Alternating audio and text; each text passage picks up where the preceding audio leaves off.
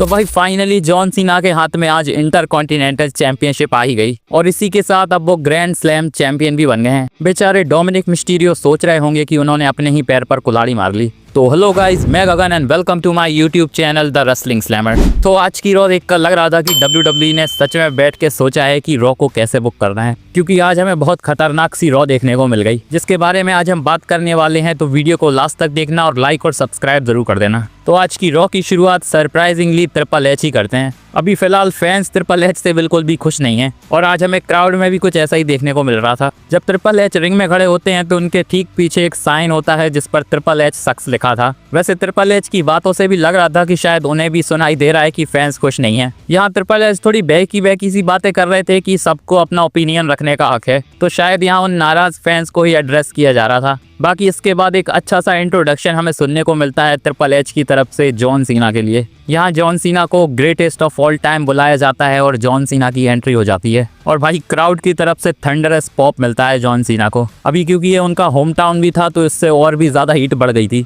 अब यहाँ John Cena ring में आते हैं, जिनका कहना था कि वो सबको अपॉर्चुनिटी देना चाहते हैं जो उन्हें मिली थी, लेकिन उनके साथ लास्ट मैच करने के लिए थोड़ी मेहनत करनी पड़ेगी सुपरस्टार्स को। इसके बाद वो रिवील करते हैं कि दिसंबर 13 को जो सैटरडे नाइट मेन इवेंट होगा वहाँ WWE कुछ यूनिक सा करने वाली है, जहाँ हमें NXT के अपकमिंग सुपरस्टार्स और मेन रोस्टर के सुपरस्टार्स के बीच में मैचेस देखने को मिलेंगे। ये आइडिया सुनने में बहुत ज्यादा अच्छा लग रहा है और शायद जॉन सीना चाहते हैं कि जो नए NXT के सुपरस्टार्स हैं उन्हें हाईलाइट किया जाए। अब जॉन सीना की ये बोलते ही एंट्री हो जाती है डोमिनिक मिस्टीरियो की, तो जो फैंस चाहते थे अब वो उन्हें मिलने वाला था, इसीलिए डोमिनिक मिस्टीरियो को भी यहाँ तगड़ा पॉप मिल रहा था। डोमिनिक मिस्टीरियो रिंग में आके पहले तो जॉन सीना के साथ ट्रैश टॉक करते हैं, जहां उनका कहना था कि भाई तू एक कोने में बैठ जा और वहां तब बातें करना है जब तुझे बोला जाए करने को। इसके बाद जॉन सीना कहते हैं कि भाई तू गलत बंदे से पंगा ले रहा है और तुझे पता नहीं है कि तू किससे बात कर रहा है। अब यहाँ डोमिनिक मिस्टीरियो कहते हैं कि भाई तो मेरा कुछ भी नहीं कर पाएगा और कहीं भी किसी भी जगह पर वो जॉन सीना को बजा सकते हैं। और ये बोलकर डोमिनिक मिस्टीरियो ने बहुत बड़ी गलती कर दी,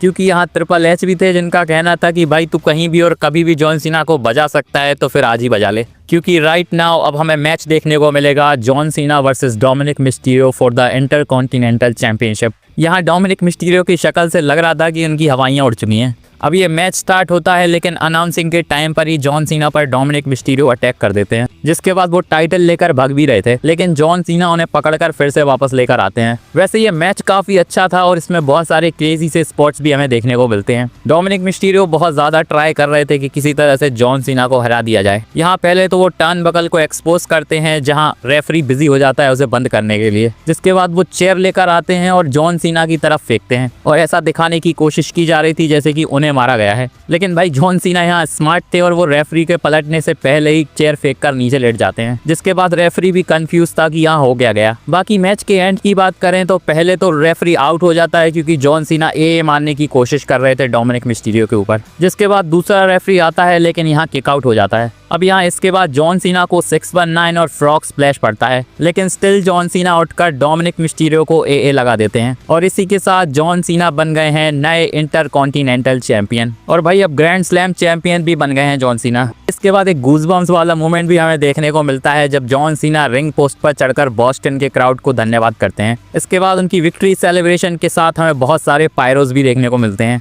ये मूवमेंट देखकर लग रहा था कि जैसे जॉन सीना ने 18 टाइम WWE चैंपियनशिप जीती है। वैसे अभी तक लग रहा था कि ये मैच सर्वाइवर सीरीज में हो सकता है, लेकिन WWE ने आज ही ये मैच करवा दिया। तो भाई सर्वाइवर सीरीज के लिए जॉन सीना के अब कोई अलग प्लान हो सकते हैं। वैसे इसके बाद जॉन सीना हमें बैक स्टेज सेलिब्रेशन करते हुए भी नजर आते हैं सुपरस्टार्स के साथ, जहां सरप्राइजिंगली कोडी रोड्स भी आज रॉ में थे। यहाँ हमें जॉन सीना और कोडी रोड्स का हैंडशेक देखने को मिलता है। वैसे आज कोडी रोड्स ऐसे ही रॉ में नहीं आए थे, क्योंकि आज उनका बहुत बड़ा रोल होने वाला था।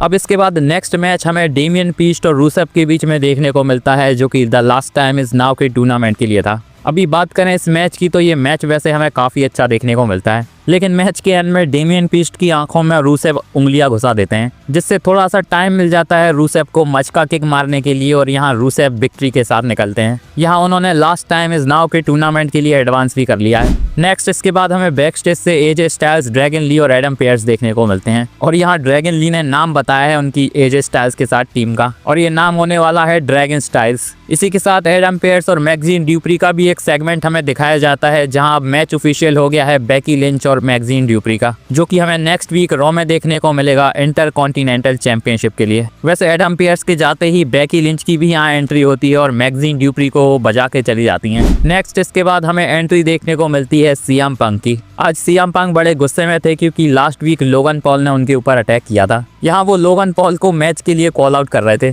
लेकिन यहाँ वो क्लियर कर देते हैं कि भाई ये मैच टाइटल वाइटल के लिए नहीं होगा, उन्हें बस लोगन पॉल की धुलाई करनी है। इसके बाद यहाँ लोगन पॉल भी आते हैं, जिनका कहना था कि लास्ट वीक ब्रॉन्सन रीड की सुनामी पड़ने के बाद उनका दिमाग ठिकाने पर आ गया था और उन्हें एक नया विजन दिख रहा था, जिसके बाद उन्होंने पॉल हेमन, ब्रॉन्सन रीड और ब्रॉन ब्रेकर का साथ दिया।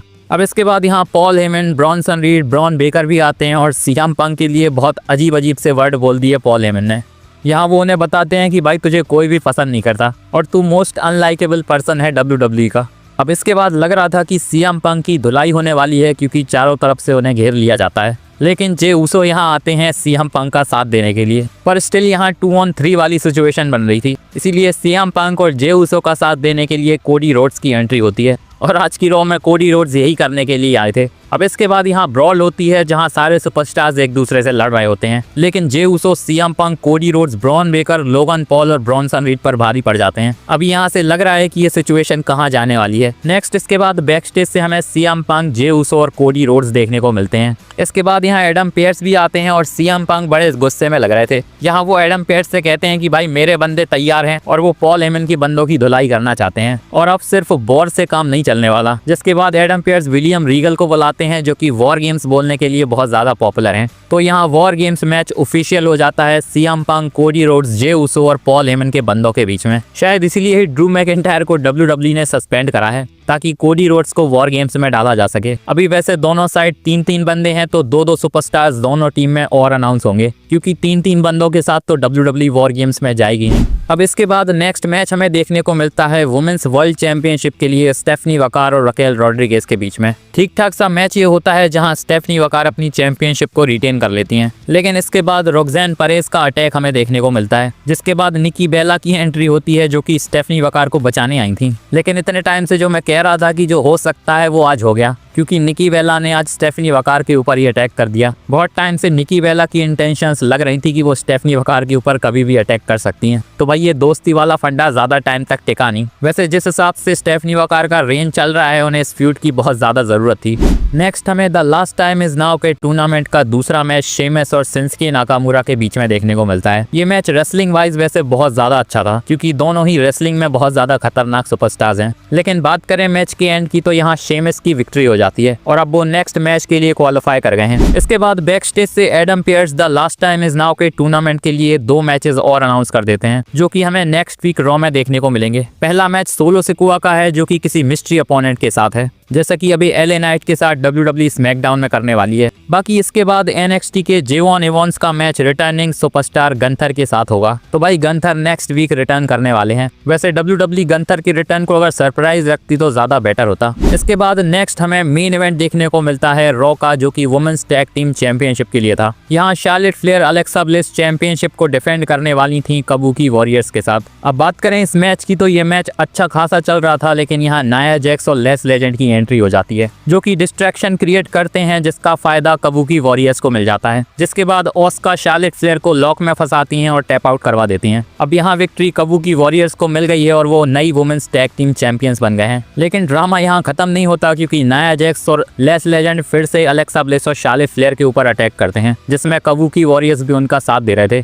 जिसके बाद ईओ स्काई की एंट्री होती है, जो कि अलेक्सा ब्लिस और शार्लेट फ्लेयर का साथ देने आई थी। लेकिन स्टिल यहाँ नंबर्स गेम भारी पड़ रहा था अलेक्सा ब्लिस, शार्लेट फ्लेयर और ईओ स्काई के ऊपर। जिसके बाद एंट्री होती है रेहा रिप्ली की, जो कि सबको बजा बजू के वहां से भगा देती हैं। इसी के साथ भाई वॉर गेम्स भी अब वुमेन्स का अनाउंस हो चुका है, जहां Iyo Sky, Charlotte Flair, Alexa Bliss और रेहा रिप्ली हमें एक टीम में देखने को मिलेंगी और दूसरी टीम में होंगी काबुकी वॉरियर्स, नाया जैक्स और लेस लेजेंड। अभी देखते हैं ये मैच 4 on 4 होने वाला है या फिर WWE 5 on 5 करवाएगी। लेकिन आज की रॉ वैसे शुरू से लेकर एंड तक बहुत ज्यादा एंटरटेनिंग थी। WWE को थोड़ा बहुत स्मैकडाउन में भी कुछ ऐसा ही करना चाहिए। तो कमेंट में बताओ आपको आज की रॉ कैसी लगी। बाकी मेरी ये वीडियो अच्छी लगी हो तो इसे लाइक और चैनल को सब्सक्राइब जरूर कर देना और बेल आइकन को भी दबा देना, ताकि मेरी वीडियो की अपडेट आप तक पहुंचती रहे। मिलते हैं नेक्स्ट वीडियो में, धन्यवाद।